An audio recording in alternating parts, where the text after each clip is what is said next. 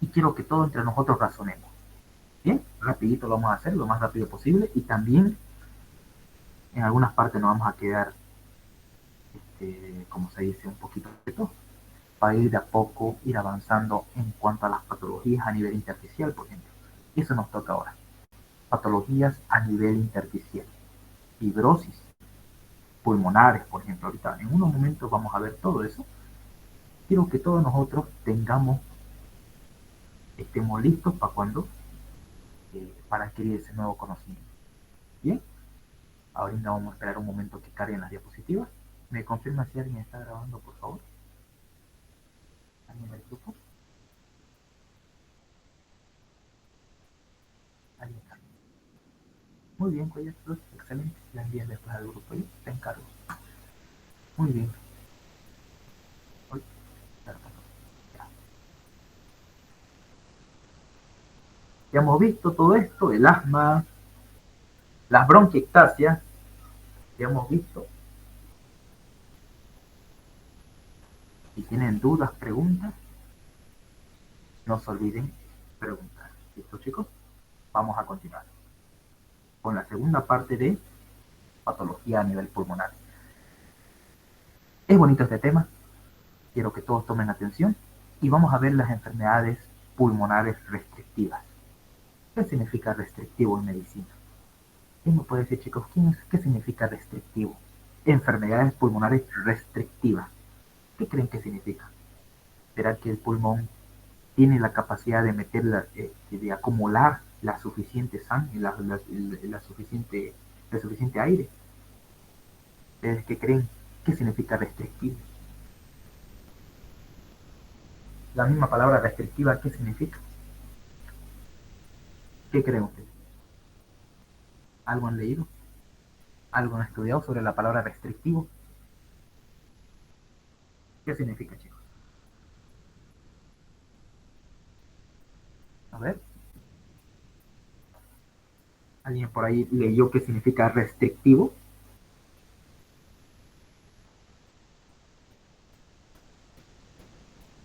¿Nadie sabe? Restringir, restrictivo, ¿no les suena familiar? ¿Qué significará la palabra restrictivo en medicina?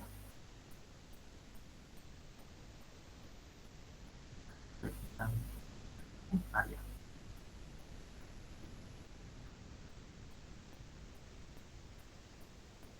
Vamos, chicos, ¿qué significa restrictivo en medicina?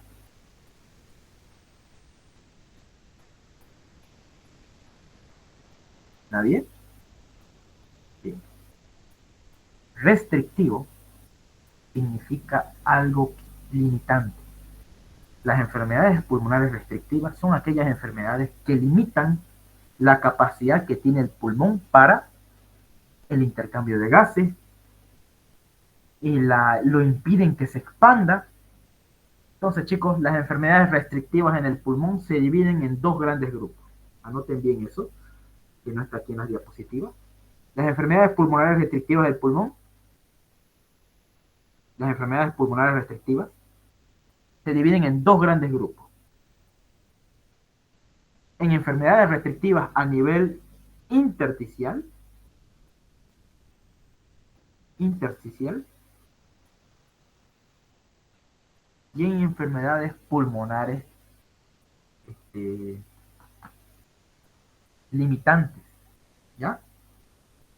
Entonces, una cosa es las enfermedades pulmonares restrictivas, que son a nivel intersticial del parénquima pulmonar, y otra cosa son aquellas enfermedades pulmonares que evitan que, por ejemplo, nuestra caja torácica evita que se expandan los pulmones, ¿ya?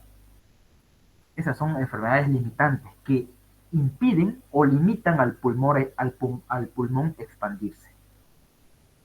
Entonces, así la vamos a dividir en intersticiales y por alteraciones limitantes o del sistema osteomuscular, ¿no? Entonces, chicos, así la vamos a dividir las enfermedades restrictivas del pulmón, intersticiales y alteraciones osteomusculares que impiden que el pulmón se expanda. ¿Me entienden, no? Con esas dos clasificaciones, ¿cuál es lo que vamos a ver el día de hoy? Las intersticiales. Las enfermedades intersticiales se van a subdividir en enfermedades fibrosantes y en enfermedades granulomatosas. Vamos a empezar con las enfermedades fibrosantes. ¿Cuál es la primera enfermedad que vamos a ver ahora? De las enfermedades que producen fibrosis. Chicos, ¿qué significará fibrosis en medicina? ¿Qué es fibrosis? ¿Será lo mismo que cicatrización? ¿Cuál es la diferencia de ambos? Ahora vamos a chicos, ¿quién me puede decir qué significa fibrosis? Ya hemos avanzado eso. ¿Qué significará fibrosis pulmonar? ¿O qué significará fibrosis?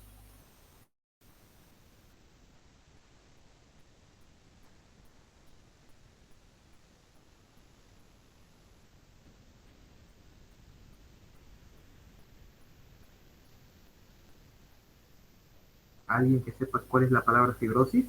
Chicos, para que no nos perdamos mucho.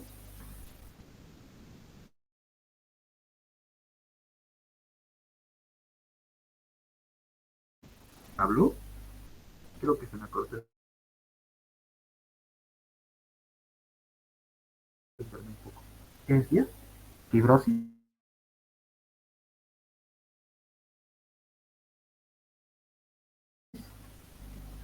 ¿Se me escucha bien? ¿Se me escucha bien? Creo que está medio alterado el internet.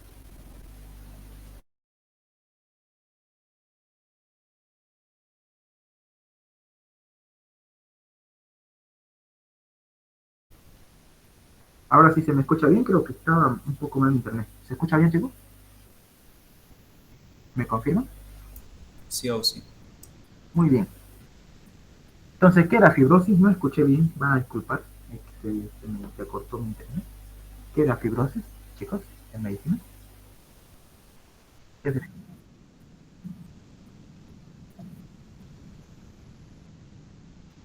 Ya, muy bien, está bien eso. La fibrosis es una cicatrización de los órganos, ¿ya? No podemos decir cicatriz a un órgano, ¿no? Le decimos fibrosis.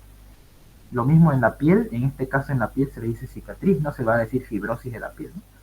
En los órganos se le dice fibrosis y en la piel se le dice cicatriz. Ya algunas veces algunos médicos también le usan cicatriz pulmonar, en realidad es una fibrosis pulmonar. Muy bien, pero muy bien el concepto así, sencillito, como uno lo tiene que tener. La fibrosis es la cicatrización de un órgano. En este caso, la fibrosis pulmonar va a ser la cicatrización y la creación de exceso de colágeno a nivel pulmonar de manera idiopática. ¿Qué significará cuando les digo idiopático? De origen desconocido. No se sabe por qué, ¿ya? Pero aquí ahorita vamos a ver cómo más o menos se desarrolla este tipo de fibrosis pulmonar, que es un tema que hoy en día a los adultos mayores y en aquellas personas que trabajan con sustancias químicas y aquellas personas que trabajan, por ejemplo, con el barniz, entre otras sustancias químicas, polvos inorgánicos, producen fibrosis pulmonar a la larga, de aquí a 10, 20 años. Pacientes que están en minería van a tener fibrosis pulmonar. Entonces, chicos, lo que quiero hablar en esta clase de aquí es que quiero que ustedes entiendan que hay enfermedades en nuestro medio que a veces por inhalar mucho humo, como hemos estado inhalando cuando estaban quemando allá la chiquitanía, todo ese lado, ¿no? Todo ese humo se acumula, chicos, ¿ya? ¿Y quién es el primero en atacar ese humo? Cuando nosotros lo inspiramos, lo primero en atacar ese humo son los macrófagos alveolares y nuestro sistema mucociliar, ¿ya? Entonces, vamos a ver aquí la fibrosis pulmonar. Es un síndrome clínico patológico definido por fibrosis intersticial pulmonar, el intersticio. ¿Se acuerdan que en la primera clase vimos el intersticio pulmonar cómo está formado? Entonces, fibrosis intersticial pulmonar progresiva e insuficiencia respiratoria. El paciente le va a costar respirar. Varias personas ustedes van a ver que les va a costar respirar, que no van a poder respirar bien, le van a decir me falta el aire. O le van a decir a ustedes, doctor o doctora, me falta el aire, doctora. No puedo respirar. Y ustedes le van a preguntar a qué se dedicaba. Ah, pues yo soy carpintero, ¿no? Y ustedes saben que un carpintero está mucho expuesto a sustancias minerales y a compuestos inorgánicos. que son difíciles de eliminar. Entonces, esos pacientes les afecta a nivel pulmonar. Pero a largo plazo, ¿ya? Por eso ustedes siempre tienen que pedir y tienen que consultar a su paciente cuál es su motivo de consulta y cuál es su trabajo, a qué se dedicaba. Porque esta enfermedad de fibrosis pulmonar es una enfermedad ocupacional, es una enfermedad de los trabajadores, muy frecuentemente. ¿Bien? Entonces vamos a iniciar con la fibrosis pulmonar idiopática, que no tiene alguna causa, según en este aquí, la idiopática no tiene una causa específica, tampoco por haberse expuesto mucho al tabaco, tampoco por haberse expuesto mucho a compuestos inorgánicos, ¿no? Esa es la fibrosis pulmonar idiopática, no se sabe por qué, pero se sabe que es multifactorial y que hay algo. Por ejemplo, miren acá, la patogenia, cómo se desarrolla la enfermedad. Factores ambientales, tenemos, ¿ya? El paciente por ahí estuvo en contacto con personas que fumaban o si no, él mismo fuma, tabaquismo, exposición laboral, está en constante, es albañil, no sé, está en constante consumo de polvo, otros irritantes como el formol, están mucho tiempo, muchos años expuestos al formol, toxinas igual del bacteriana e infección viral, todas estas son factores ambientales que van a dañar el endotelio. El endotelio a nivel alveolar. Va a dañar el endotelio, ¿ya? Y también a nivel vascular. Y el epitelio en riesgo, ¿qué va a hacer? Por factores genéticos, por la edad que es mayor, digamos, de 50 años, factores genéticos, va a tener algunas mutaciones la telomerasa, mutaciones del surfactante. Entonces, vamos a ver aquí factores ambientales y factores genéticos. Y un factor más que se llama el factor profibrogénico, ¿ya? Entonces, chicos, 3 factores son los principales que toman en cuenta en partida para que se desarrolle una fibrosis pulmonar, una cicatrización a nivel pulmonar intersticial. ¿Listo? ¿Y qué va a pasar con el pulmón? ¿Será que va a acumular el suficiente aire? Los 5.000 y tantos que tiene litros de aire el pulmón, ¿será que va a tener esa capacidad? ¿Qué creen ustedes, chicos? ¿Cuánto es el volumen pulmonar total? ¿En fisiología han avanzado? ¿Cuánto es el volumen pulmonar total, chicos? 5.000, ¿cuánto es? El volumen pulmonar total. ¿Quién se acuerda? ¿Cuánto es el volumen pulmonar total? La capacidad pulmonar total de aire que tiene el pulmón. O ambos pulmones. ¿Cuánto, chicos? ¿Cuánto es? ¿Nadie se lo sabe? Bueno, pues chicos, ¿cuánto es la capacidad pulmonar total? Fisiología. ¿Cuánto es el volumen pulmonar total?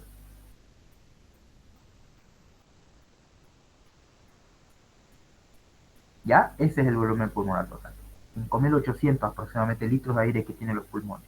Y estos pulmones con fibrosis pulmonar van a tener disminución de esa capacidad y esa cantidad de aire en los pulmones. Entonces va a haber disminución y el paciente no va a poder respirar y aguantar y retener el mayor volumen de aire posible. ¿Listo?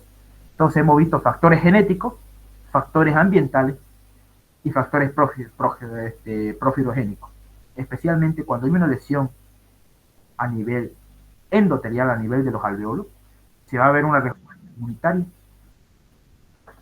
¿Alguien creo que está enviando mensajes? A ver, Yo vamos a tuve chequear. una duda.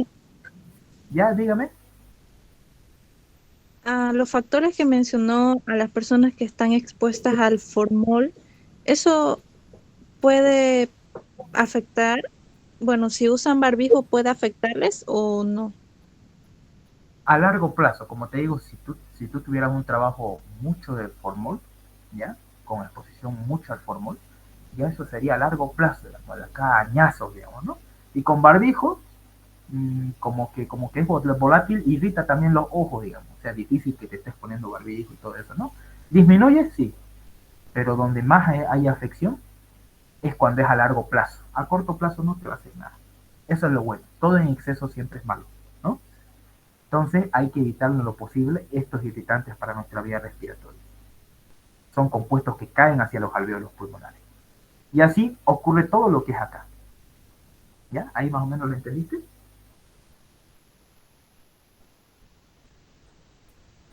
Sí, muchas gracias. Muy bien. Entonces, todo a largo plazo no se olviden hacia adentro. ¿Ya? Entonces, los factores profibrogénicos, el factor de crecimiento transformante beta es el principal productor. ¿Quién lo produce eso? Los fibroblastos. ¿Y los fibroblastos dónde están? En el intersticio pulmonar. En el intersticio pulmonar están los fibroblastos o los miofibroblastos que producen el factor de crecimiento transformante beta. Este factor de crecimiento transformante beta aumenta la producción y proliferación de colágeno, ¿ya? ¿Y quién lo estimuló?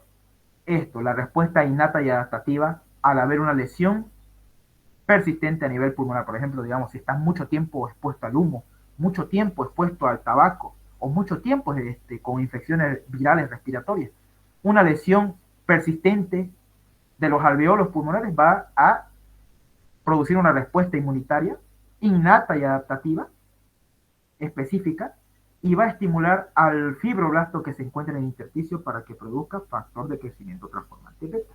Y este factor de crecimiento va a hacer una señalización intracelular anormal en el mismo y va a hacer que este miofibroblasto produzca harto colágeno tipo 1, entre otros tipos de colágeno, y va a haber la famosa fibrosis, ¿no?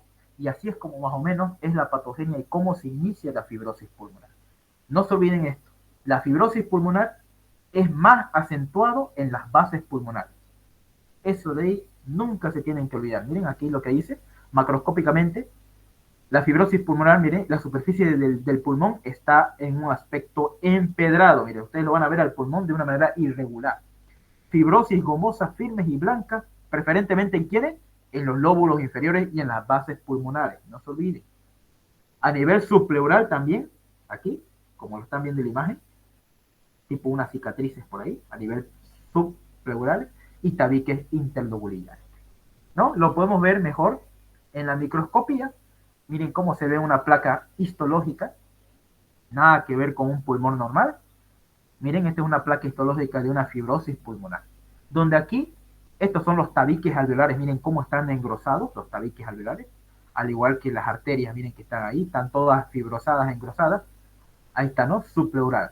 A nivel subpleural, todo este debería ser un alveolo, pero ya está destruido, los alveolos se destruyen y se llenan de focos fibroblásticos. Este es el patrón característico de una fibrosis pulmonar, también llamado patrón impanal de abeja, le dicen. Porque van a ver ustedes, miren este pulmón, tiene hartos huequitos, hartos alveolos ahí destruidos, dilatados. Entonces, van a ver ustedes que más se acentúa a nivel de las bases pulmonares. Este patrón que ustedes ven ahí, con varios huequitos, por unos alveolos destruidos, se llaman patrón empanal de abeja y se ve bien en los lóbulos inferiores y en las bases pulmonares. Entonces eso ahí nunca se olviden, chicos. La fibrosis pulmonar idiopática o de cualquier otra causa se acentúa más en las bases pulmonares y en los lóbulos inferiores de los pulmones. Ahí más que todo se acenta. ¿Por qué? Porque por el rol de la gravedad van a irse de arriba para abajo. Entonces, eso de ahí nunca se tienen que olvidar, chicos. Es más frecuente a nivel de las bases pulmonares y a nivel de los lóbulos inferiores del pulmón. Estos pacientes comúnmente presentan clínica que es la disnea de esfuerzo, tos seca. Van a ver ustedes que estos pacientes al hacer ejercicio se cansan muy rápido o les falta el aire, ¿ya? Van a tener tos seca de manera constante, hipoxemia, cianosis. Van a ver que estos pacientes van a estar azules cuando hacen ejercicio y sus dedos se van a empezar a engrosar, que se llama el famoso dedos en palillos de tambor, ¿no? Y van a ver ustedes sus dedos engrosados. Si quieren pueden buscarlo. ¿Cuáles son los dedos en palillos de tambor? En pacientes con fibrosis pulmonar. Y es un claro signo de que la fibrosis es muy importante, ¿ya? El tratamiento definitivo para este tipo de pacientes, el tratamiento definitivo es el trasplante de pulmón. Obviamente que no se puede hacer, pero hoy en día se hace ejercicios dinámicos pulmonares para poder restablecer la capacidad pulmonar. En este tipo de pacientes como este pulmón ya es difícil, ¿no? Porque ya está en una etapa muy avanzada. Como se ha visto en el COVID, los pacientes con COVID han ido desarrollando fibrosis pulmonar idiopática. ¿Y dónde creen que se observaba esa fibrosis pulmonar? Yo vi hartos pacientes con COVID, que a mí me presentaban sus casos en tomografía, y me salían que tenían fibrosis. ¿En qué parte es más común la fibrosis, chicos, en la fibrosis pulmonar? ¿En qué parte hay que ver? ¿En qué parte afecta más del pulmón? A nivel de a nivel de las bases pulmonares, a nivel de los lóbulos inferiores, aquí está el lóbulo inferior, y a nivel de las bases pulmonares. Ahí afecta más la fibrosis. Y yo vi hartos pacientes después de haber tenido COVID con fibrosis pulmonar idiopática de manera progresiva. Así que, chicos, es importante tener como secuela este tipo de patologías, ¿no? Entonces, así se ve en la histología una fibrosis pulmonar, ¿no? Tras que ustedes vean esto en la placa histopatológica, tabiques interlobulares o tabiques alveolares engrosados, focos fibroblásticos, destrucción de la arquitectura alveolar, con que vean eso ustedes, y un patrón en panal de abeja, como ustedes lo ven aquí en esta imagen de acá, con hartos huequitos, ya tienen que pensar ustedes de una fibrosis pulmonar.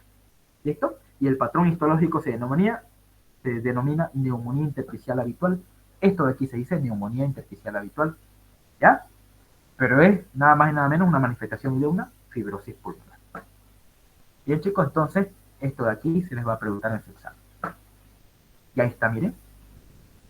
Esta parte de acá. Está lo mismo, una fibrosis pulmonar con destrucción de la arquitectura de los alveolos. Miren cómo se están destruyendo todos. Y es nada más y nada menos por una secreción excesiva de colágeno. Y aquí están los focos fibroblásticos. ¿Alguna pregunta hasta aquí, chicos, sobre fibrosis pulmonar? ¿Alguna duda, alguna pregunta que tengan?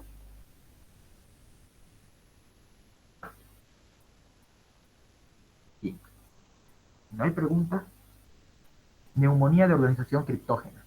Chicos, esta neumonía, como su mismo nombre lo indica, ¿qué significará neumonía, chicos? ¿Qué es neumonía? ¿Quién me puede decir, chicos, aquí los que están en la sala, qué es neumonía? ¿Saben ustedes qué es neumonía en medicina? Neumonía es ¿qué es, chicos? Es la inflamación del parénquima pulmonar, ¿no? Neumonía. Ya sea por una causa viral, bacteriana, parasitaria, entre otros, ¿no? Neumonía de organización criptógena. ¿Qué significa esta neumonía de organización desconocida? Significa criptógena, ¿ya? Suele observarse como respuesta a la infección, a la lesión inflamatoria de los pulmones. Entonces, chicos, cualquier una infección viral, bacteriana, cualquiera de ellos, puede lesionar el pulmón y este pulmón se va a organizar y va a producir una neumonía de organización, ¿ya?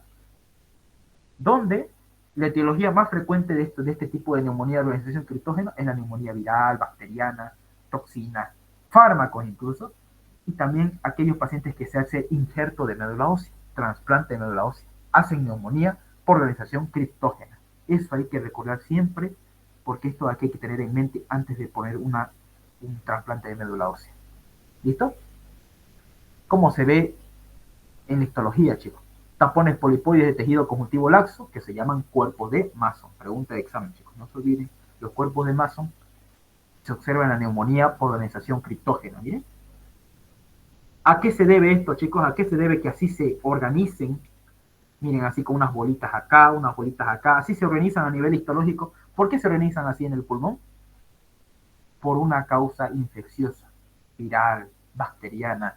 Entonces el pulmón va a hacer una inflamación y va a organizar bien esos para formar estos cuerpos famosos que se llaman cuerpos de Mason, ¿no?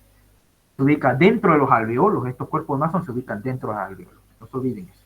Y a nivel de los bronquiolos también. No hay fibrosis intersticial, eso es lo interesante de esto. Ni un patrón en panal de abeja, no hay. El pulmón va a estar normal, eso nunca se tiene que olvidar. Esa es la neumonía de organización criptógena, una organización rara, desconocida, ¿ya? ¿Y a qué se debe? Ahí están las causas, ¿ya? Un injerto de médula ósea, fármacos, entre otros, producen estos famosos cuerpos de Mason. Bien, no hay fibrosis intersticial, no se olviden acá. Directamente la organización de esos nódulos que hay, unos tapones polipoideos, es dentro de los sacos alveolares, no en el intersticio pulmonar. Por eso no hay un patrón en panal de abeja. Y aquí arriba, este estudio de aquí se llama una tomografía. Cómo se ve una neumonía de organización criptogénica. Van a ver ustedes, miren que tiene un patrón en vidrio esmerilado. o vidrio despulido, dicen. ¿Ven ustedes ahí como si un vidrio estuviera todo machaqueado? Aquí normal, a la izquierda normal y a la derecha todo machaqueado. Neumonía por organización criptógena con un patrón en vidrio despulido o vidrio deslustrado, dice. O vidrio esmerilado, dice también, es lo mismo, ¿ya? Yo le digo mejor vidrio despulido. Esa forma tiene este tipo de neumonía de organización criptógena. Miren cómo va a más hacia la periferia que al centro. Nunca se olviden eso. El pulmón va a estar normal, ¿ya? Pero esta organización de la neumonía va a ser a nivel de la periferia. El pulmón no va a ser irregular, nada, solamente. No va a haber tampoco patrón en panal de abejas. No veo yo un patrón de panal de abejas. Entonces, así es, chicos, la neumonía en organización criptógena. Clínica, mi paciente va a tener obviamente tos, falta de aire y rayos X con características de patrón de vidrio esmerilado. ¿Listo? Esto fue común en pacientes con COVID, por ejemplo. Tenían este tipo de organización criptógena, neumonía por organización criptógena, tenían muchos pacientes con COVID. Y es algo que no nos habla mucho a nosotros, ¿no? Bien, si no hay ninguna pregunta hasta aquí, chicos, de neumonía de organización criptógena, nos vamos a neumoconiasis. Bien, preguntas, no se olviden. Si tienen preguntas, pregunten. Neumonía, neumoconiasis. La neumoconiasis es una reacción de un pulmón no neoplásico. Anoten bien, chicos. Este es bonito este tema, neumoconiasis. Es frecuentemente la enfermedad de los trabajadores, le dice. ¿Por qué? Porque solamente les da a pacientes que trabajan, a pacientes con que están en trabajo, que están trabajando con algún mineral. ¿Ya? Esa es la enfermedad pulmonar del trabajador mineral. Es la reacción de un pulmón no neoplásico, ¿ya? Es un pulmón sin ninguna neoplasia, pero es una reacción de un pulmón no neoplásico ante la inhalación de polvos minerales. Eso es lo interesante, chicos. Y esto siempre es pregunta de residencia. Mire, este cuadrito lo saqué de un examen de residencia, ¿ya? Que vamos a ver que los polvos minerales en los cuales se encuentra el entorno de trabajo, ¿cuáles son? El silicio, por ejemplo. Se ve frecuentemente cuando uno quiere construir las carreteras, los albañiles quieren poner en la minería, en el cemento, todo ese aire del silicio, ese mineral, uno lo aspira, ¿sí o no? Y este silicio, así como el asbesto, así como el carbón, el berilio y el hierro son difíciles de eliminar por el pulmón. Entonces, vamos a ver que estos minerales, tanto el silicio como el asbesto, como el carbón, el berilio y el hierro, son compuestos que me pueden producir, por ejemplo, mire, el silicio, ¿ya?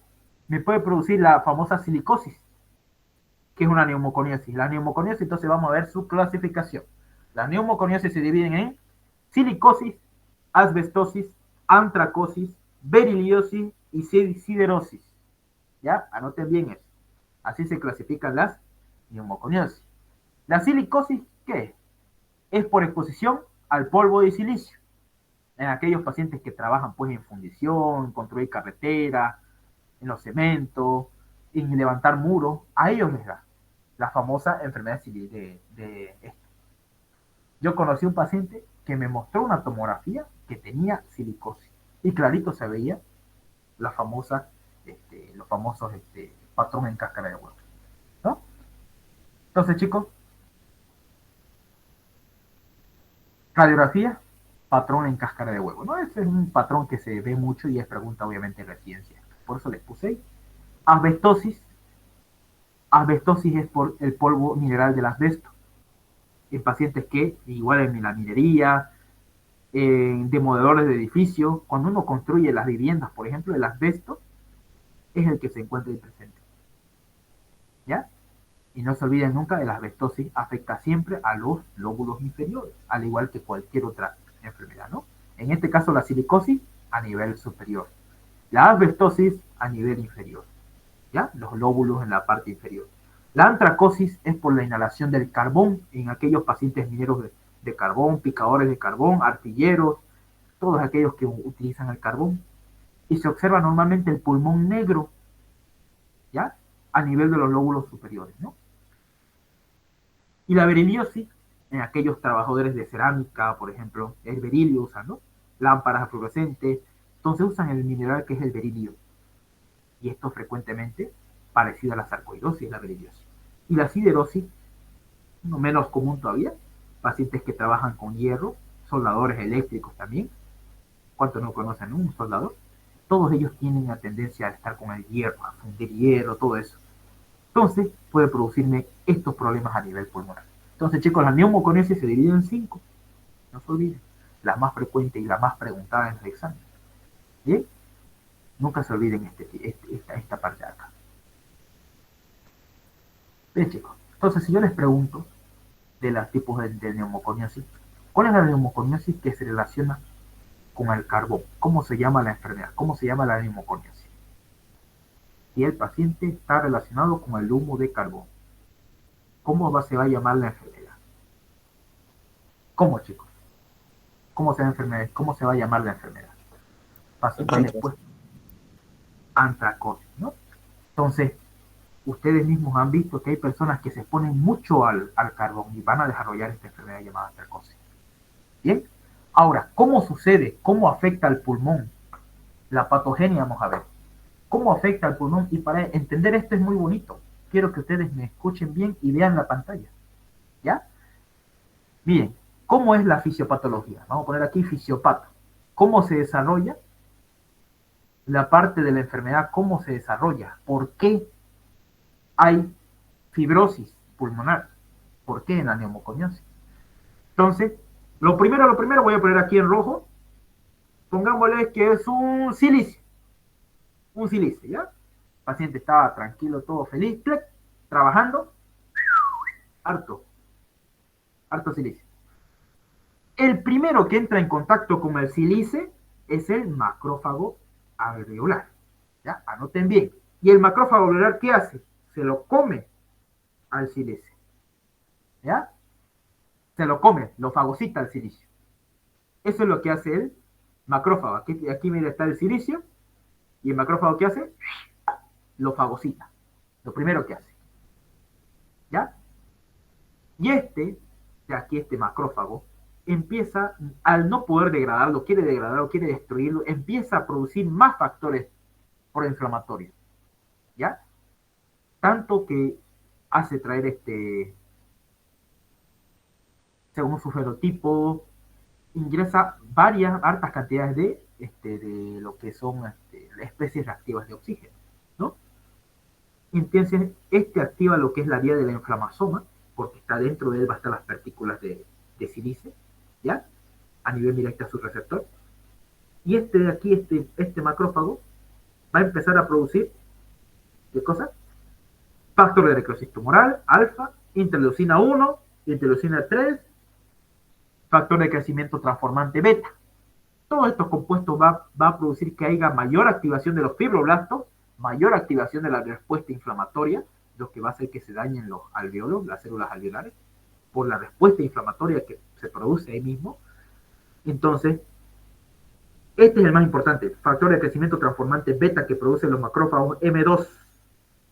Macrófagos M2 estimulan a los fibroblastos producen colágeno a nivel intersticial, y el macrófago, al tragar mucho silicio, el sílice va a destruir o va a producir una disfunción a nivel de la mitocondria del macrófago, y va a hacer que este macrófago haga apoptosis, y así se libere mayor cantidad de silicio. ¿Ya? Entonces, van a ver que ustedes que el macrófago no puede destruir al silicio, porque es una partícula muy grande. Las partículas entre 1 a 5 micras son las más peligrosas, porque llegan hasta el alveolo. No se olviden, partículas entre de 1 a 5 micras de diámetro son las que llegan hasta el alveolo y pueden obstruirse aquí con el macrófago. El macrófago puede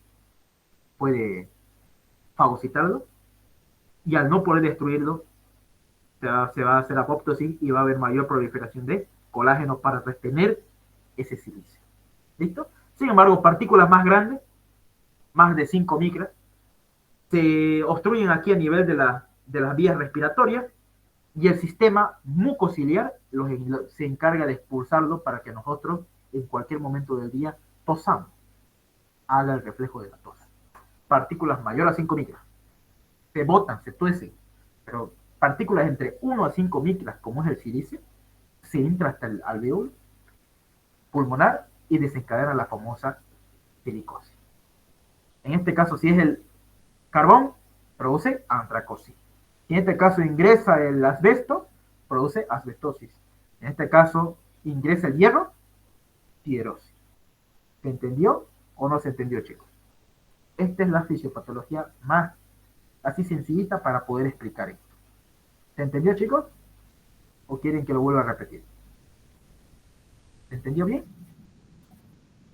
Bien. Una. Entonces, miren. Entonces, partículas entre 1 a 5 micras, cualquiera de estos acá, ingresen aquí por los bronquiolos, aquí, ¡tum! Negro. Digamos que es un carbón. El primerito que va a entrar en contacto con el carbón que está inspirando una persona va a ser el macrófago. ¿Y qué va a hacer el macrófago? Va a fagocitarlo.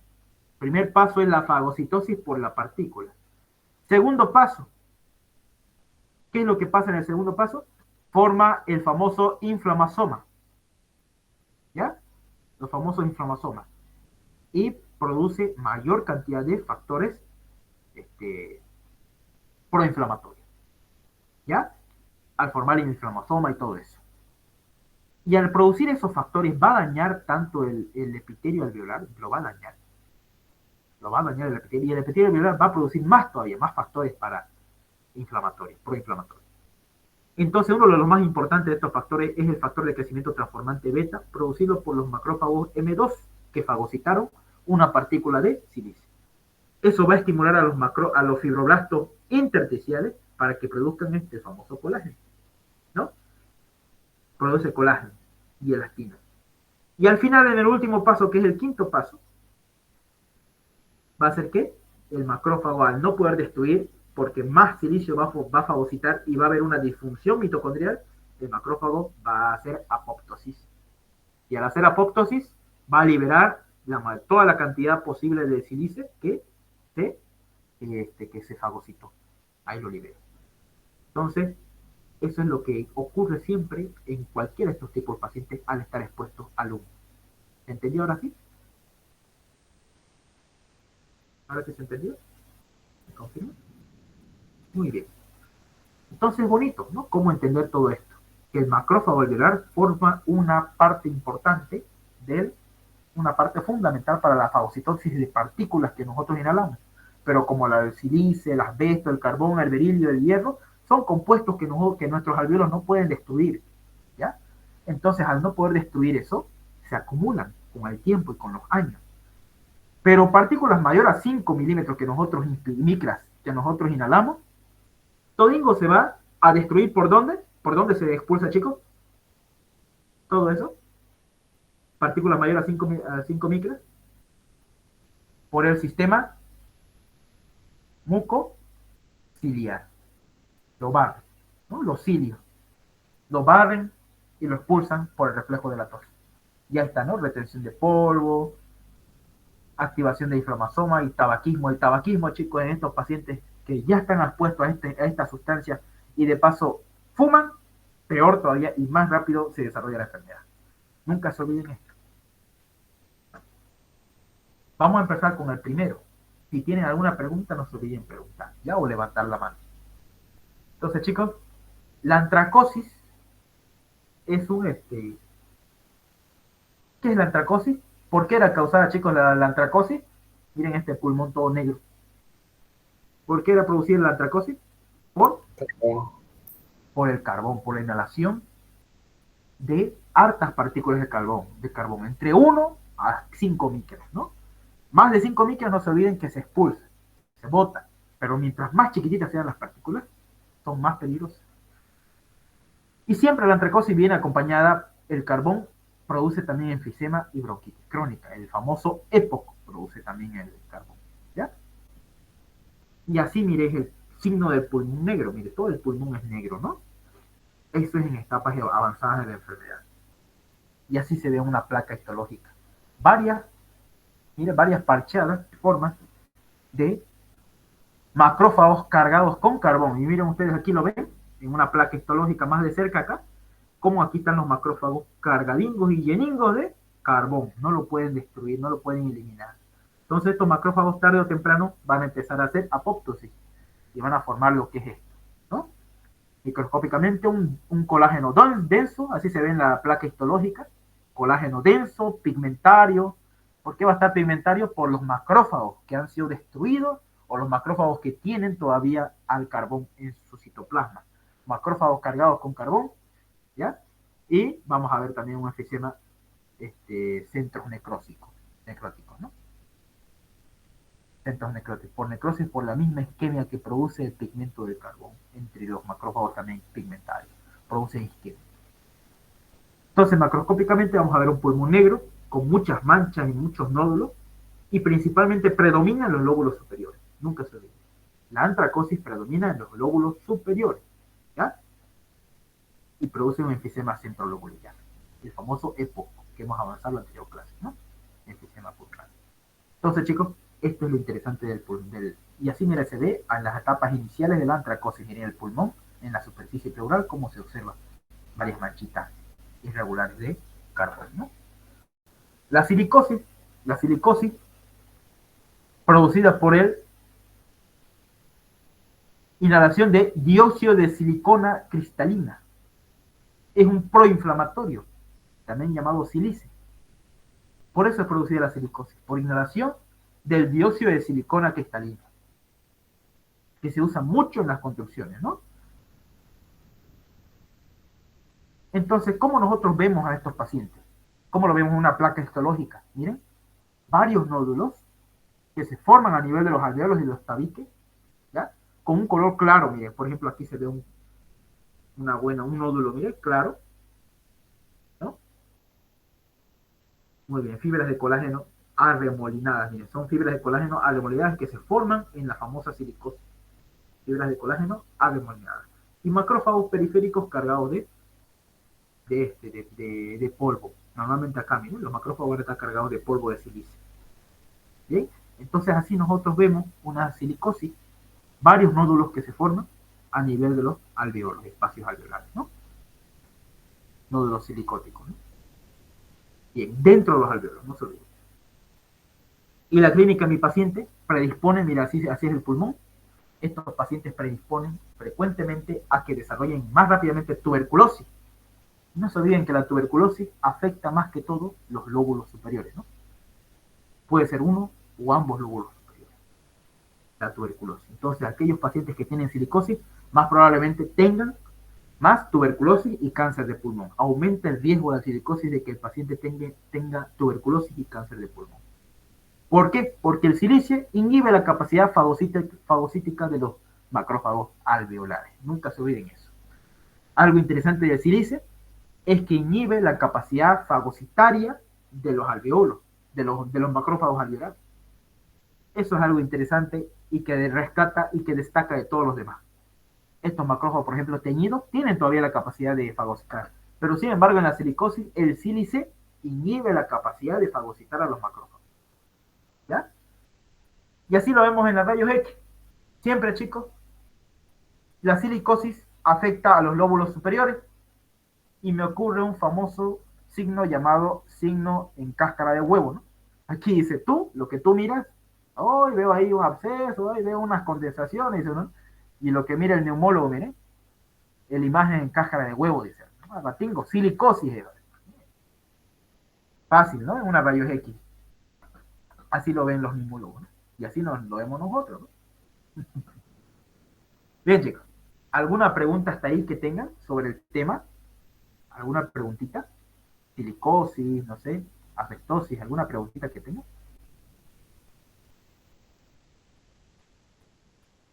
¿Alguna duda que tengan de lo que hemos hablado?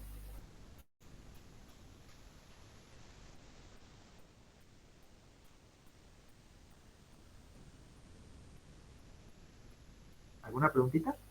¿Para que continuemos?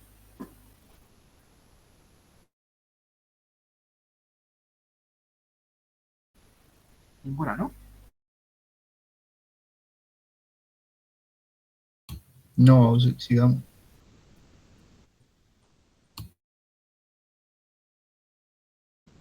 Vamos a continuar. La asbestosis, entonces, chicos, este de aquí quiero que ustedes sí entiendan bien. La asbestosis es por inhalación del amianto. Es uno más, de los más documentados en la medicina, el amianto, la inhalación de amianto, caracterizado por fibrosis pulmonar intersticial difusa. Entonces, chicos, la asbestosis es la inhalación, es consecuencia por la inhalación de amianto o asbesto.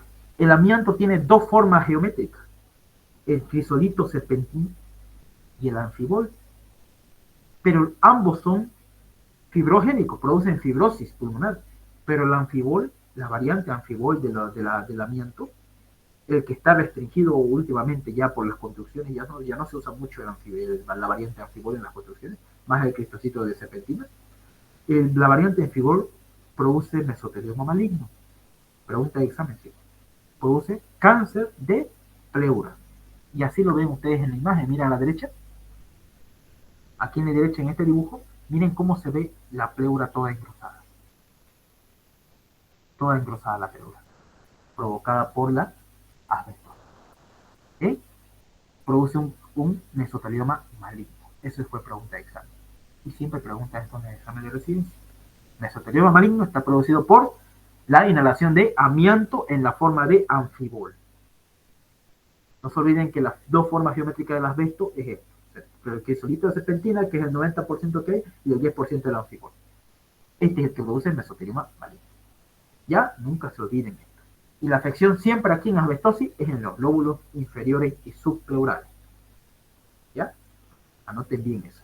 La asbestosis, chicos, produce también varias enfermedades, derrames recurrentes, fibrosis intersticial, carcinoma de pulmón, neoplasia laringe, ovario, fibrosis pleural, mesotelioma maligno.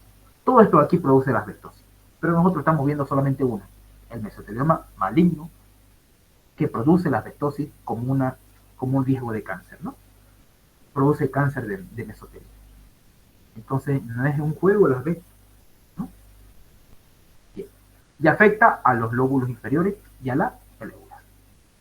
Porque el anfibol, la variante anfibol, se va hasta los lugares más periféricos del pulmón y produce el famoso mesotelioma maligno.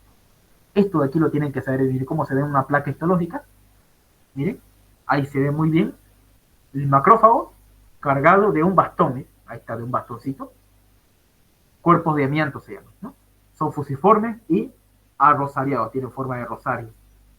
Estos son de la variante anfibol. Miren, así se ve los macrófagos llenos de este tipo de compuestos que los macrófagos trataron de destruir y no pudieron, ¿no?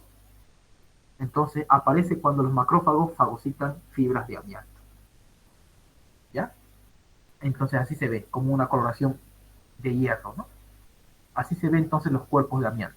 Tienen forma de rosario y son fusiformes. Y se encuentran dentro de los macrófagos o por fuera de los macrófagos cuando son destruidos. Y así nosotros vemos el mesotelio. Entonces no se olviden nunca, la asbestosis produce mesotelioma maligno, cáncer de la pleura, ¿ya? El asbesto. Enfermedades granulomatosas. Vamos a ver aquí las enfermedades que producen inflamación crónica, granulomatosa. Hemos visto hace rato las enfermedades fibrosantes. Todas estas son enfermedades fibrosantes. Desde fibrosis pulmonar idiopática, neumonía, organización criptógena, las neumoconiosis, todas esas son enfermedades fibrosantes que producen fibrosis. Ahora vamos a ver las enfermedades granulomatosas. Entre ellas tenemos varias. Y la que más destaca en ellas y la que más pregunta en el examen es la sarcoidosis. La sarcoidosis es una enfermedad granulomatosa, chicos, anoten bien, sistémica, de origen desconocido, que puede afectar a muchos tejidos y órganos. Entre ellos, el 90% de los casos está relacionado con el pulmón. La sarcoidosis, no se olviden, chicos, afecta el 90% de los casos, afecta el pulmón, casi siempre. ¿Ya? Anoten bien eso. Es una enfermedad granulomatosa.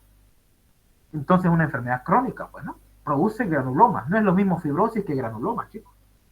Y aquí está, miren, cómo se desarrolla una sarcoidosis. Primero, aquí está, miren. Puede ser por una infección bacteriana, se puede desencadenar, o a veces no se sabe por qué, puede ser por una causa genética, ¿no? Y los macrófagos o las células dendríticas, miren, están ahí a la pesca. y reciben, gracias a las moléculas de complejo mayor de histocompatibilidad, reciben a una bacteria infecciosa o a un antígeno, cualquier antígeno. ¿Qué hace el macrófago? Produce las siguientes sustancias, interleucina 6, 12 y 8, estimulan a más células presentadoras de antígeno, estimulan a las células T, ¿mire? A los linfocitos B, T principalmente, y empiezan a producir factores de interferón gamma, factores de necrosis tumoral, todo eso, y forman bien un granuloma inflamatorio, no necrotizante. Y así se forma un granuloma. ¿Ya? Se forma un granuloma. ¿Y cómo está formado un granuloma? Por fibroblastos, por células gigantes de Langhans, y está formado también células epitelioides, ¿no? Así está formado y la propia bacteria que está en su interior o el propio antígeno que está en su interior. Así está formado un granuloma. No se olvide, de afuera hacia adentro, ¿cómo está formado un granuloma? Fibrosis, fibroblastos y linfocitos en la periferia. Segundo, células epiteliales o epitelioides, células epitelioides y células gigantes de Langhans. Tercero, está formado por el propio antígeno en su interior. Así está formado un granuloma. Nunca se olviden las tres partes de cómo está formado un granuloma. Y no es una fibrosis, es un granuloma. Son granulomas no necrotizantes. Mira, aquí se ve una placa de pulmón, donde se observa ahí varios granulomas, miren, no necrotizantes. Y uno de ellos se encuentra un cuerpo aquí muy característico, una célula gigante. Los cuerpos de Schaussmann, pregunta de examen. Los cuerpos de Schaussmann se observan en el granuloma por sarcoidosis, ¿no? Ahí está, mira chicos, en la histología podemos ver lo siguiente. Granulomas no necrotizantes, como estos, células epitelioides grandes que están, células epitelioides que están agrupadas para formar un granuloma, y a la periferia que hay, fibroblastos y linfocitos. Puede haber también los cuerpos de Schaussmann. Ahí está, ¿no? Una célula gigante con varios núcleos, y en el centro, mira aquí, una condensación de núcleos. Ese se llama cuerpo de Schaussmann. Y se observa muy frecuentemente en pacientes con sarcoidosis cuando nosotros hacemos la biopsia. Los cuerpos asteroides, lo mismo se puede ver en la célula gigante. Miren, cuando la célula es sumamente gigante y tiene varios núcleos, se puede ver los cuerpos asteroides fácilmente, ¿no? Y las células gigantes de Langhans, ahí están, ¿no? De Langerhans. Ahí está. Células gigantes, ¿no? Y así se compone lo que es las enfermedades granulomatosas, que es la sarcoidosis. Esos son los patrones histológicos que quiero que ustedes, chicos, anoten. Células gigantes de Langerhans, cuerpos asteroides, cuerpos de Schaussmann y granulomas no necrotizantes. Estos cuatro siempre es pregunta de examen. Principalmente, cuerpos de Schaussmann. No se olviden, se observa la sarcoidosis en los granulomas. Aquí en estos tipos de granulomas, ¿no? Muy bien, es cuerpos de Schaussmann, cuerpos asteroides. Se observa en la sarcoidosis en la histología.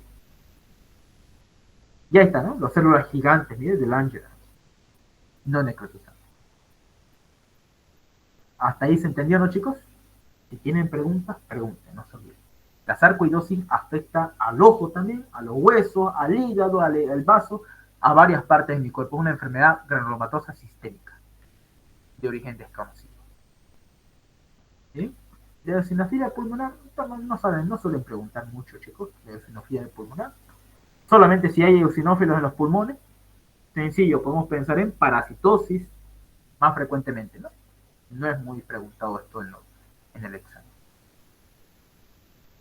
La neumonía intersticial descamativa tampoco pregunta mucho en los exámenes, pero por si acaso, la neumonía intersticial es una enfermedad también, ¿ya? Es una enfermedad intersticial en la que se ve frecuentemente en pacientes fumadores, ¿ya? Esta neumonía está provocada por el humo del cigarro. Macrófago del fumador se llama también la enfermedad, ¿no? Esto no pregunta mucho. Proteinosis alveolar, tampoco he visto preguntas de examen, pero es bueno que ustedes lo conozcan. La proteinosis alveolar pulmonar es poco frecuente, es raro, se debe al defecto de la función de los macrófagos pulmonares. Es un defecto de la función de los macrófagos pulmonares. Esto es importante aquí de la proteinosis alveolar. Defecto de la función de los macrófagos pulmonares, debido a la deficiencia de señalizaciones y factores estimulantes de colonias de granulocitos macrófagos. A eso se debe la proteinosis alveolar. Pregunta de examen, ¿no? Entonces, en práctica. Esto causa la acumulación de surfactante en los espacios alveolares. Miren cómo así se ve una placa etiológica de un pulmón con harto surfactante en los espacios alveolares. Y aquí se ve mejor, miren. Harto surfactante eosinófilo a nivel de los alveolos pulmonares, ¿no? Acumulación precipitada de surfactante, precipitación rosada y la venilla de surfactante de los neumocitos tipo O son normales. Entonces, la proteinosis alveolar pulmonar es producida por una falta o deficiencia de la señalización del factor estimulante de colonias de macrófagos. Defecto en la función de los macrófagos. Este aquí es bonito. Enfermedades de origen vascular. Chicos, esto es lo interesante. Las enfermedades de origen vascular a nivel pulmonar, ya hemos visto las famosas enfermedades restrictivas. Ahora nos toca ver las enfermedades de origen vascular. Tenemos como causa más importante de enfermedad de origen vascular dos: la hipertensión pulmonar y la embolia pulmonar. Esas dos son las principales enfermedades de origen vascular a nivel pulmonar. Vamos a empezar con la embolia pulmonar. Es una causa importante de muerte y mortalidad. Es una de las más mortales, la embolia pulmonar. Sobre todo en pacientes que han estado mucho tiempo recostados relacionados con la hipercoagulabilidad. Entonces, chicos, vamos a ver, y eso lo hemos visto en los temas de trastorno hemodinámico, hemos visto la embolia y el infarto de pulmón. ¿Qué era una embolia, chicos? ¿Se acuerdan? Una embolia era un objeto, una sustancia, ya sea líquida, sólida o gaseosa, que va de un lugar de origen hacia uno distal, ¿no? Que está distal hacia el lugar de origen, en otras palabras, que se transporta por los vasos sanguíneos. Eso es una embolia. Se presenta en pacientes con predisposición a la coagulación, chicos, las embolias. ¿Cuáles eran las venas, chicos? ¿Se acuerdan? ¿Cuál era el origen de un tromboembolismo pulmonar? ¿Se acuerdan ustedes? ¿Cuáles eran las venas que se afectaban para producir trombosis venosa profunda? ¿Se acuerdan o no? ¿No eran las venas de los miembros inferiores o sí, como la vena femoral de Popitle? Sí, femoral, poplitea, y había una más. ¿Las? ¿Safenas? No, las safenas no. Las safenas son las que no hacen. ¿Cuál era? Eran tres: femoral, poplitea y ilíaca.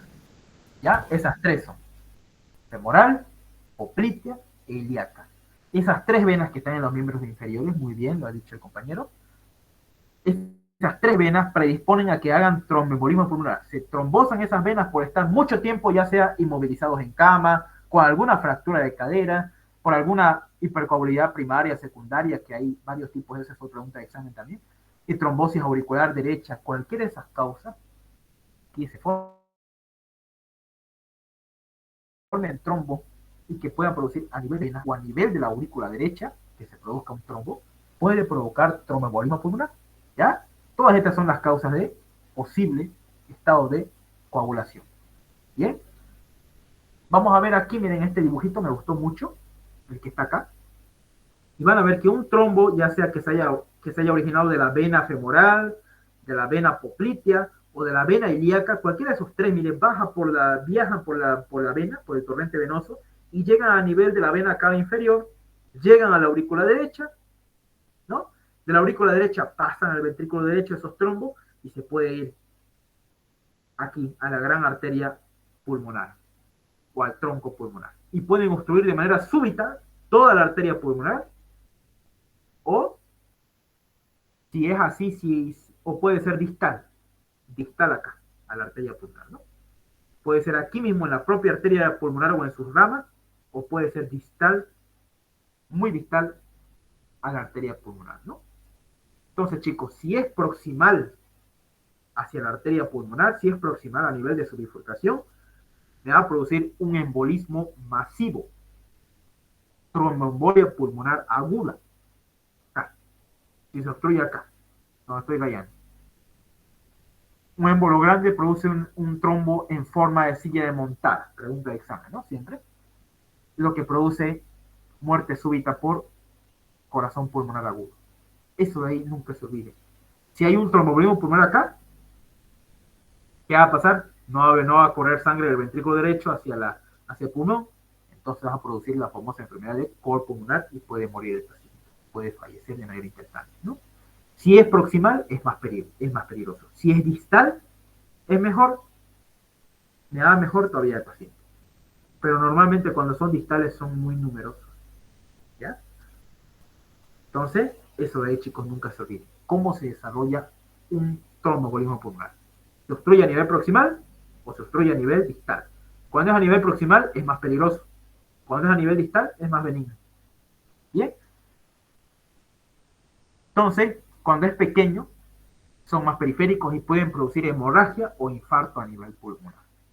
En el 75% de los casos se ubica en los lóbulos inferiores, como está acá, ¿no? Muy bien.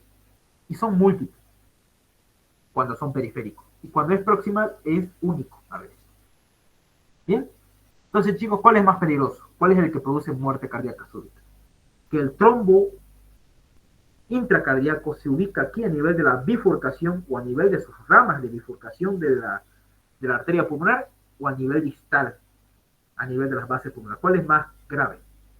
¿Cuál es la que compromete la vida al paciente? ¿La distal o la proximal? ¿Cuál es la más grave, la que compromete la vida a mi paciente? ¿Cuál es, chicos?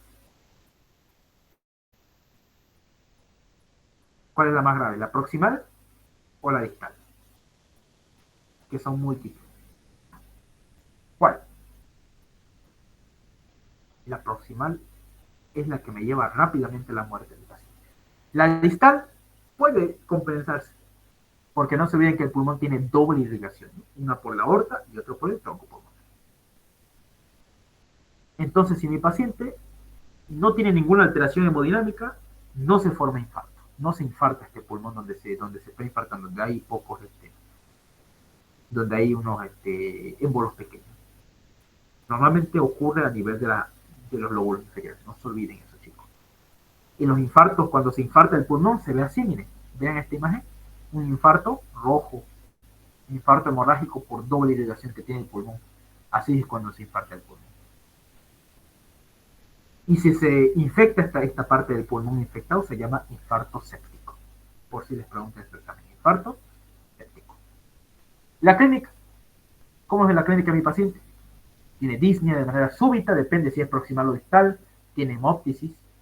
En el 50% de los pacientes con infarto de pulmón tienen hemóptisis y producen hipertensión pulmonar. Entonces, chicos, no se olviden. La fibrosis pulmonar y todo, ahorita vamos a hablar de la hipertensión pulmonar. Lo que quiero que ustedes sepan es todo esto. ¿Bien? Cuando es masivo, cuando es distal, ¿no? El masivo es a nivel proximal y el distal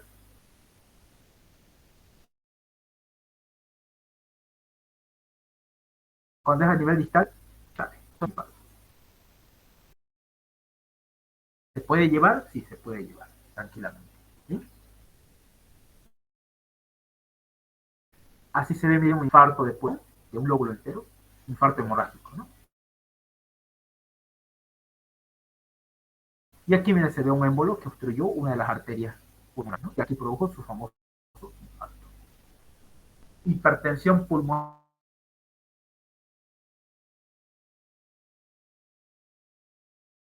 chicos. De aquí, esta parte es bonita. La hipertensión pulmonar, no se olviden que la hipertensión pulmonar, anoten bien esto, chicos, la hipertensión pulmonar es una hipertensión de los vasos sanguíneos a nivel pulmonar. Lo que ocurre es que el ventrículo izquierdo o derecho, ¿cuál de esos dos creen que se va a afectar, chicos, en la hipertensión pulmonar? ¿El ventrículo derecho o el ventrículo izquierdo? ¿Cuál se va a hipertrofiar? La hipertensión pulmonar. ¿Cuál va a estar grueso? ¿Cuál se va a comprometer aquí en esta enfermedad de la hipertensión pulmonar? ¿Cuál creen? Aquí en la imagen de acá abajo, ¿cuál creen que está hipertrofiado? El derecho. Muy bien. Muy buen ojo. En la hipertensión arterial que ustedes conocen, la hipertensión arterial que todas las personas casi tienen en nuestra sociedad, la hipertrofia en el ventrículo izquierdo. Pero hay otra forma de hipertensión que se llama hipertensión pulmonar, que es donde hay hipertrofia del ventrículo derecho. Eso lo tenemos que conocer muy bien como la propia hipertensión que nosotros conocemos. Entonces, chicos, ¿qué es la hipertensión pulmonar? Es cuando la presión a nivel de las arterias pulmonares es mayor a 25 miligramos de mercurio. Eso ya se actualizó, ya se cambiaron los valores, ya se actualizó, hoy hay una nueva actualización, pero con que ustedes ya vayan viendo esta aquí que se maneja antiguamente, mayor a 25 miligramos de mercurio en reposo.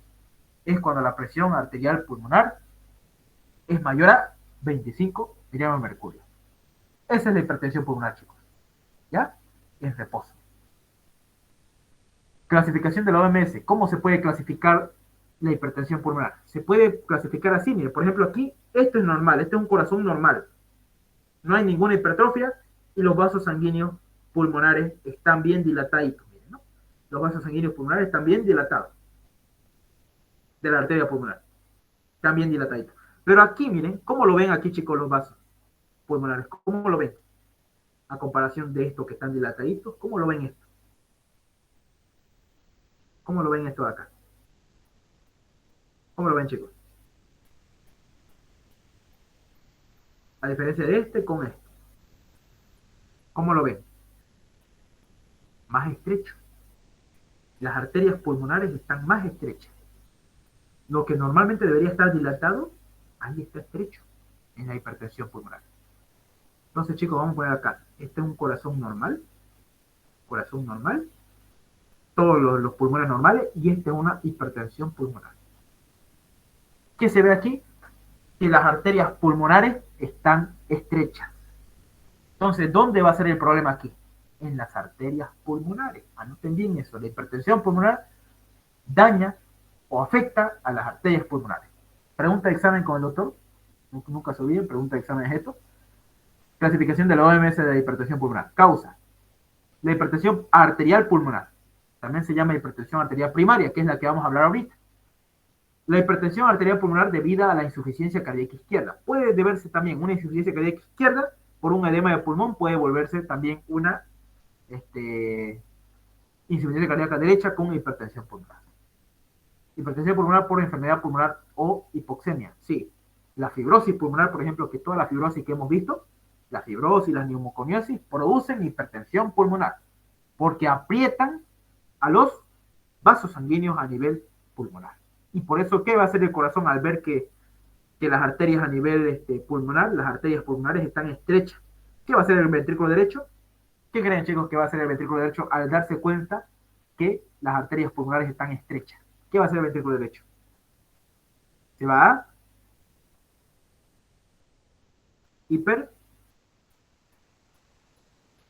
hipertrofiar. Se va a hipertrofiar para vencer esa fuerza y ejercer esa fuerza hacia las arterias pulmonares. Y así vencer esa resistencia que tiene aquí las arterias pulmonares. Bien, chicos, entonces no se olviden. Esto de aquí es importante. Bien. Hipertensión pulmonar por tromboembolia crónica también, por unos trombos que aquí se estén obstruyendo a nivel distal, también puede producir una hipertensión pulmonar. Trombos que estén obstruyendo aquí la vía periférica. ¿Ya? Y la hipertensión pulmonar multifactorial puede ser por enfermedades autoinmunes, etcétera, etcétera, etcétera. ¿Bien? Nunca se olviden, esta es pregunta de examen. Y aquí, ¿cómo se desarrolla la hipertensión arterial pulmonar? Bien. Siempre hay muchas mutaciones genéticas, chicos, para que suceda esto. Mutaciones, desencadencias ambientales, genes modificados, y hacen que haya un engrosamiento de la pared y oclusión vascular pulmonar. Y eso me produce una hipertensión pulmonar primaria. Así se ven, mire, chicos, los vasos sanguíneos. Todos grandes, la capa media, mire, está mayor proliferación de la capa media, y hay un estrechamiento de la luz intravascular. Y aquí, miren, se ven las lesiones famosas de la hipertensión pulmonar que se llaman lesiones plexiformes. ¿Ya? Entonces, no se olviden, hipertrofia de la media, hiperplasia de la íntima y fibrosis de la íntima. Trombosis in situ y lesiones plexiformes. ¿A nivel de dónde? A nivel pulmonar, a nivel de las arterias pulmonares. Así se ve como aquí en esta imagen de abajo, ¿no? Mejor.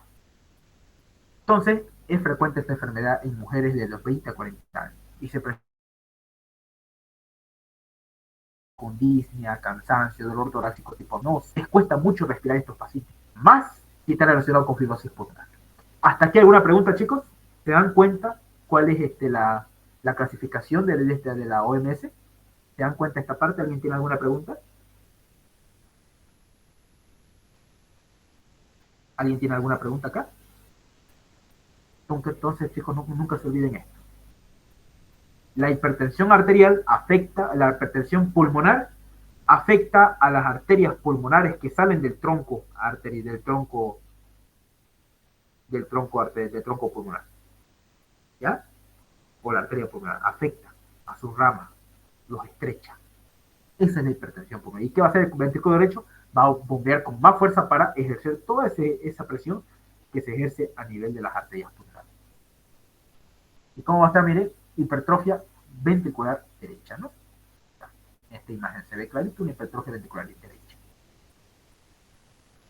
Y este es el esquemita que les envié al grupo. Miren cómo se ve y cuáles son las causas de hipertensión pulmonar, arterial pulmonar. Esta, mire, se caracteriza por un estrechamiento de los vasos sanguíneos pulmonares, ¿no?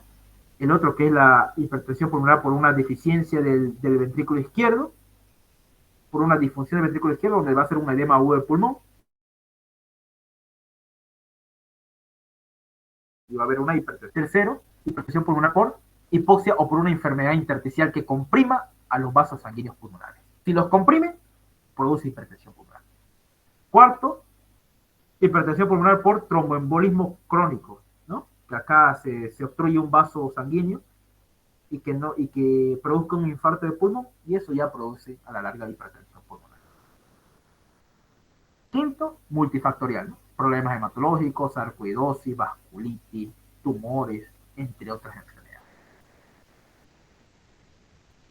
¿Hasta aquí alguna pregunta, chicos? Este cuadrito es muy bonito, me gustaría que siempre lo tengan, porque te da lógica de cómo se desarrolla cada parte de la hipertensión pulmonar.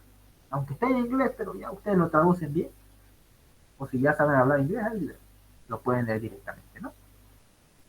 Está muy bonito esto. Infecciones pulmonares. Y esta es la última parte. Las infecciones a nivel pulmonar. Nosotros tenemos que saber bien las infecciones a nivel pulmonar, por qué ocurren, qué bacterias son las que ocurren, y para eso vamos a ver que las infecciones de las vías respiratorias, o sea, aquí de la tráquea, de los bronquios, de la laringe, de las fosas nasales, son las más frecuentes en ser infectadas que cualquier órgano. Entonces, si ustedes se dan cuenta, las vías respiratorias son las que más producen enfermedades se producen, ¿no?, en las personas. Factores que comprometen los mecanismos de defensa. Los mecanismos de defensa de nosotros pues son el estornudo, ¿no?, toser, todo eso. Pero imagínense que si hay pérdida de tos en pacientes inconscientes, hay disfunción del aparato mucociliar en pacientes con síndrome de Cartagenera, hay acumulación de secreciones en personas que tienen asma, por ejemplo, o que tienen fibrosis quística, y congestión y edema de pulmón a aquellos pacientes que tienen insuficiencia cardíaca. Entonces, todos estos mecanismos de defensa pulmonar se pierden por diversas razones, y eso ocurre a que haya mayor predisposición a las infecciones pulmonares. Y las infecciones pulmonares, las neumonías, así se llaman las infecciones a nivel del parénquima pulmonar, las neumonías se dividen en neumonías bacterianas extrahospitalarias o de la comunidad, o adquiridas, y neumonías bacterianas intrahospitalarias o nosocomiales, que es lo mismo. Así se divide según la etiología y según el lugar donde se ubican las neumonías. Entonces, chicos, las neumonías bacterianas extrahospitalarias, las neumonías bacterianas tienen varias etiologías. Miren, aquí está. un gran mapa, una gran clasificación de cuáles son los tipos de neumonía y los agentes más frecuentemente que causan neumonía. Por ejemplo, chicos, yo les pregunto, ¿cuál es la bacteria que más frecuentemente me produce neumonía extrahospitalaria, fuera del hospital? ¿Cuál es, chicos?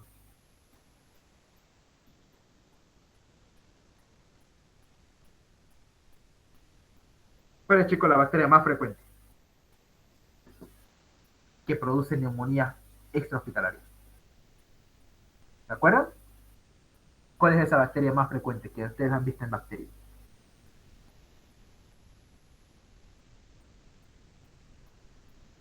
¿Cuál es, chicos? ¿Cuál creen ustedes?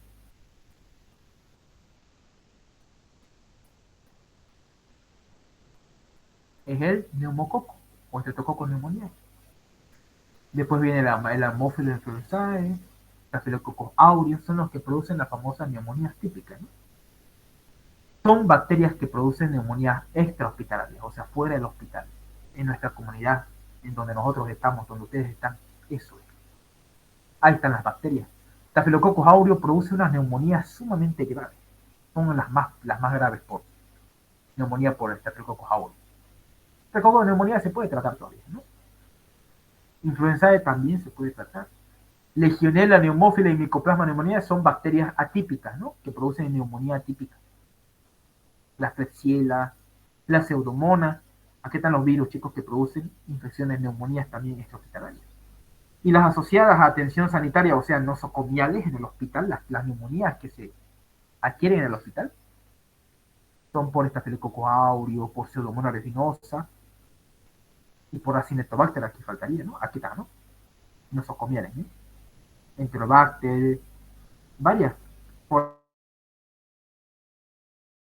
de Klebsiella, Serratia, aquí están, todas las bacterias. Por aspiración, los anaerobios. Neumonías crónicas está Mycobacterium tuberculosis, actinomyces, nocardia. Ahí está, entonces, todo lo que, y en pacientes inmunodeprimidos, neumocitis giroveshi, pacientes con VIH frecuentemente, ¿no? Mycobacterium avium, Aspergillus, Candida, Coccidioides micosis, citomegalovirus, todas estas son microorganismos que producen neumonía según el paciente. Por ejemplo, si es un inmunocompetente, tales bacterias, ¿no? Entonces, chicos, las neumonías bacterianas siguen dos patrones de distribución: bronconeumonía o neumonía lobar. ¿Cuál es la más frecuente? Bronconeumonía lobar. Porque una bronconeumonía, miren, no afecta en sí todo el lóbulo pulmonar. Aquí está el lóbulo derecho, ¿no? Superior, medio, el pulmón derecho, superior, medio e inferior, ¿no? Los lóbulos. Solamente la bronconeumonía afecta ciertas áreas, si se dan cuenta ustedes, y afecta más de un lóbulo, pero ciertas áreas nomás del pulmón. Sin embargo, una neumonía lobar afecta todo el lóbulo pulmonar. ¿Bien? Entonces, esta es una neumonía lobar y esta es una bronconeumonía. La neumonía lobar, chicos, o lobular, se han descrito 4 estudios de respuesta inflamatoria, y esto siempre es pregunta de examen con el doctor. La fase D, congestión, por ejemplo. La fase D, hepatización roja, hepatización gris y resolución. Esa es pregunta de examen práctico. Entonces, chicos, si le pregunta al doctor, ¿cómo se caracteriza la fase de congestión en la neumonía lobar? De acuerdo al estudio anatomopatológico. Bueno, la neumonía está en la fase de congestión, el pulmón está rojo, obviamente pastoso, con edemas, neutrófilos y muchas bacterias. Hepatización roja, hay exudado masivo, glóbulos rojos, están llenos en los alveolos. Hepatización gris, hay exudado, eritrocito, supurado, en este caso supurado, y ya se reabsorben, desintegración de los eritrocitos y por eso se vuelve gris. Esto es entonces, chicos, una neumonía lobar en fase de hepatización gris. Le dicen hepatización gris porque se va a parecer mucho su aspecto al del hígado, ¿no? Y la resolución es cuando el exudado se elimina de los espacios alveolares. Nunca se olviden eso, chicos. Las 4 fases anatomopatológicas de la neumonía lobar. Nunca se olviden eso, chicos. Les encargo. ¿Bien? Congestión, hepatización roja, hepatización gris y resolución. Y las complicaciones de una neumonía. Siempre una neumonía, si no se cura, absceso pulmonar, empiema pleural y diseminación bacteriémica. Se va a ir al cerebro, al corazón, a los riñones, a distintas partes del cuerpo. al hueso. Entonces, chicos, no se olviden, las complicaciones de la neumonía son graves. ¿Ya? ¿Y se acuerdan cuál es la actividad clínica de la neumonía, chicos? ¿Se acuerdan? La actividad clínica. Todos con expectoración y fiebre, ¿no? Y dolor en punta de costado. La actividad de la neumonía, ¿no? Para recordar siempre. Entonces, chicos, la tuberculosis pulmonar afecta, nunca se olviden, a los ápices pulmonares. Eso de ahí, nunca se olviden. Sin embargo, la neumonía afecta más que todos los lóbulos inferiores. Neumonías bacterianas por neumococo, pero las neumonías por Mycobacterium en tuberculosis afectan a los ápices pulmonares. ¿Hasta ahí alguna pregunta, chicos, que tengan? ¿Alguna duda?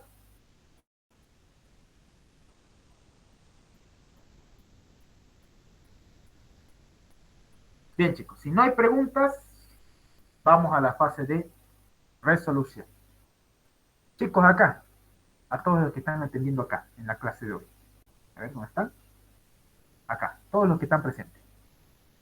¿Cuáles son los 4 estudios de respuesta inflamatoria a una neumonía lobar? Vamos, chicos.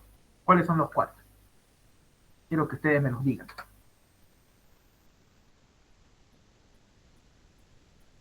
Todos los que están presentes. Vamos.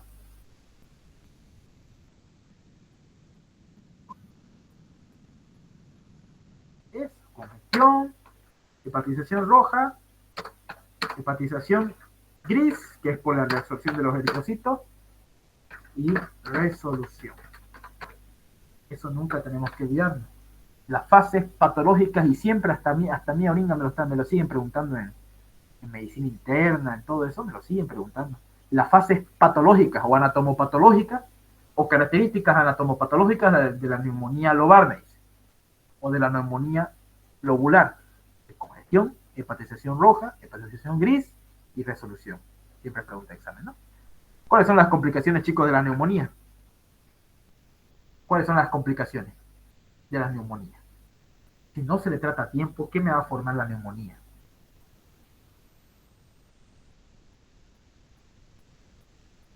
¿Cuáles son, chicos, esas complicaciones que nosotros tenemos que tomar en cuenta? Pacientes con neumonía. ¿Cuál es eso? ¿Cuál es, chicos?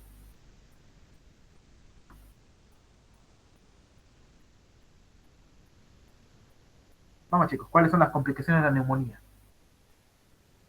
Primero era formación de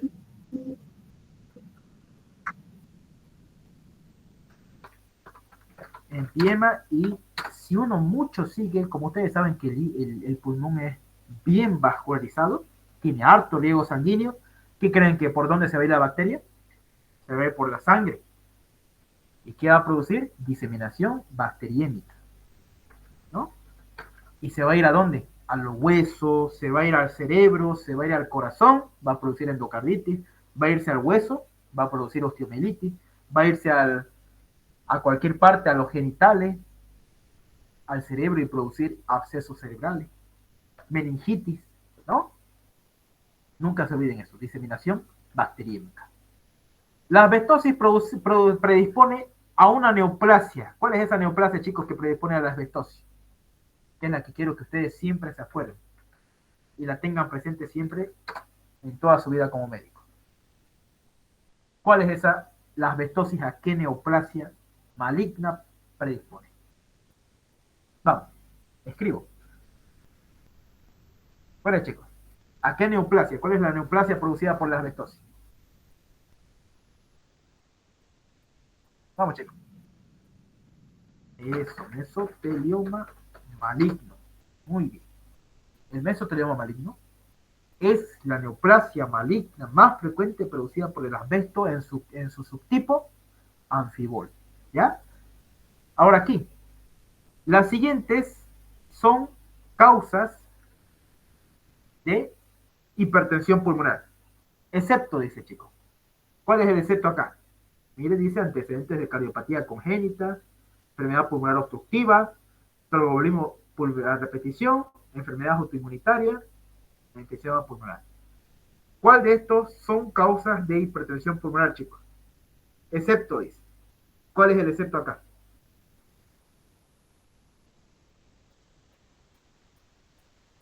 ¿Cuál es el excepto, chicos? Vamos.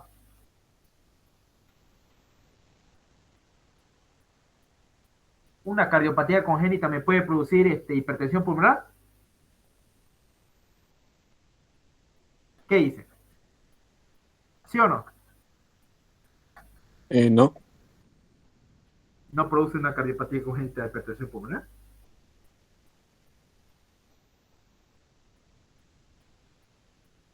Mm,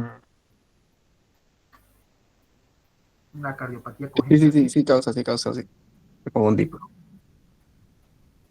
sí produce, chicos. Van a ver ustedes los pacientes que nacen con una cardiopatía congénita. Siempre les viene hipertensión pulmonar. ¿Cuál sería ahí la respuesta correcta, chicos?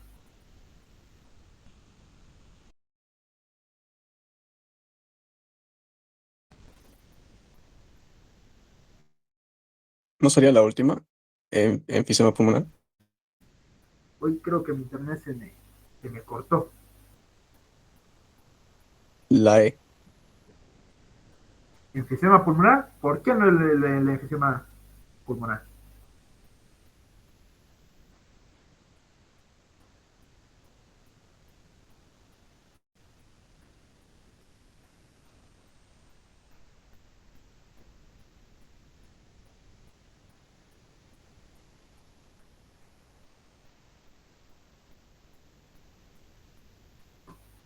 Antecedente de cardiopatía congénita sí me produce. Enfermedad pulmonar obstructiva, claro, pero es parte del enfisema pulmonar. Aquí como que da un poco de chiperío, ¿no? ¿Sí o no, chicos? Ahí da un poco, porque ambos son, el enfisema produce, pero sería el menos frecuente, ¿no? La enfermedad pulmonar obstructiva sí produce hipertensión pulmonar. Estos pacientes que están mucho tiempo expuestos a sustancias químicas, sí. Tromboembolia pulmonar también produce. Enfermedades autoinmunitarias como el lupus sí también produce y sarcoidosis también produce. Entonces aquí el excepto, como en contexto de que está un poquito mal formulada esta pregunta, diríamos que el más correcto es el enfisema pulmonar, porque ya lo estamos tomando en cuenta aquí arriba, ¿no? Entonces el que tiene menos vericidad y de manera indirecta, ustedes tienen que ver eso, el enfisema pulmonar es el excepto. Todo lo demás está bien. Enfermedad pulmonar obstructiva crónica, no se olviden que ocupa a varias enfermedades, ¿no? Pero entre ellas, las que menos producen es el enfisema pulmonar. ¿Bien?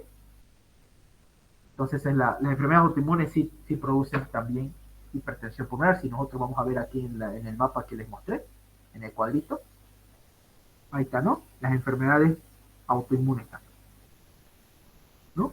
Vasculitis, sarcoidosis, entre otras enfermedades, ¿no? Bien.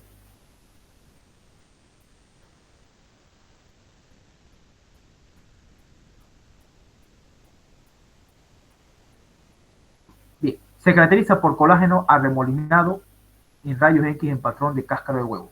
¿Cuál sería la respuesta ahí, chicos?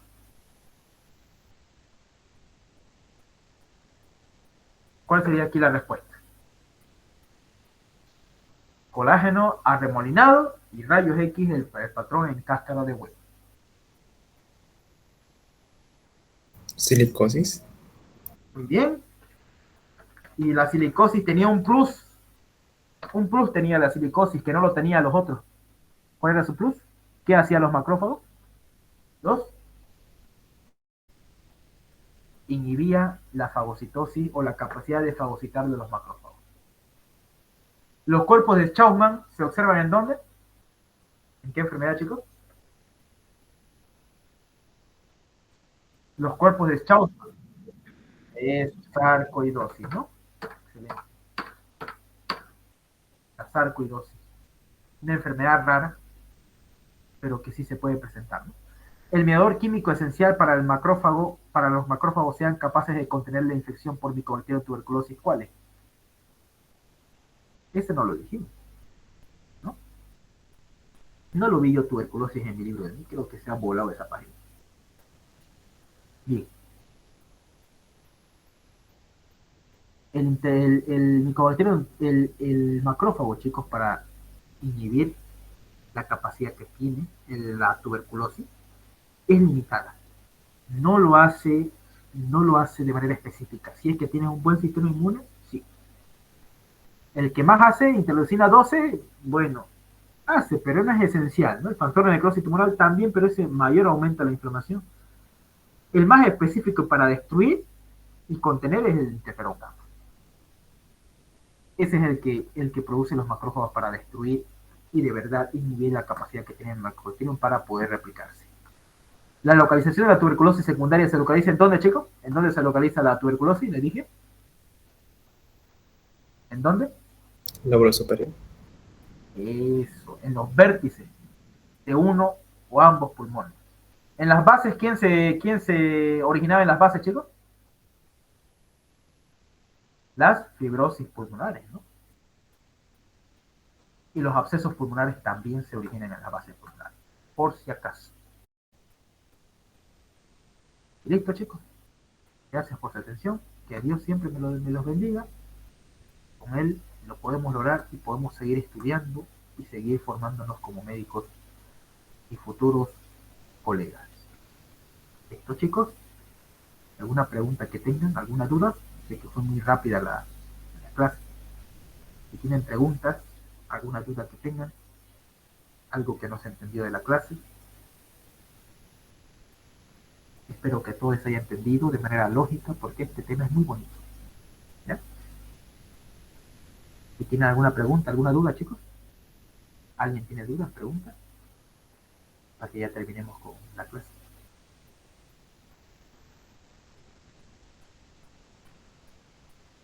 Ninguno, ¿no?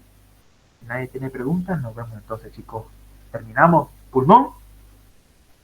Ahora nos vamos ¿a dónde nos vamos, chicos? ¿A qué tema? ¿A qué tema vamos a hacerlo bolsa? ¿Qué nos toca ahora? Nos toca gastro, ¿no?